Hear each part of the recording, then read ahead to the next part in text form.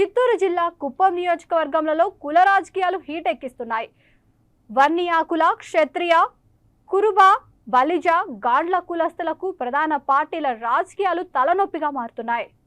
ప్రధాన పార్టీలు కుల రాజకీయాలు చేస్తుండటంతో ఆయా కులానికి చెందిన వారు నిర్వహించిన ఆత్మీయ సమావేశానికి హాజరు కావాలనేది అర్థం కాక ప్రజలు తలలు పట్టుకుంటున్నారు.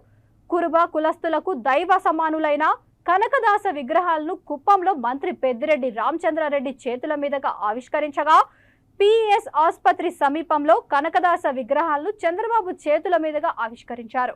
పోటాపోటీగా కుప్పంలో తెలుగుదేశం, వైసీపీ పార్టీలు కనకదాస విగ్రహాలు ఆవిష్కరించడంతో కురుబ కులస్తులు వేరువేరుగా విగ్రహావిష్కరణలో పాల్గొన్నారు. ప్రధాన పార్టీలు రాబోయే ఎన్నికల్లో గెలుపొందాలనే లక్ష్యంతో కులాలను వేరు చేసి సమావేశాలు ఏర్పాటు చేస్తున్నారు.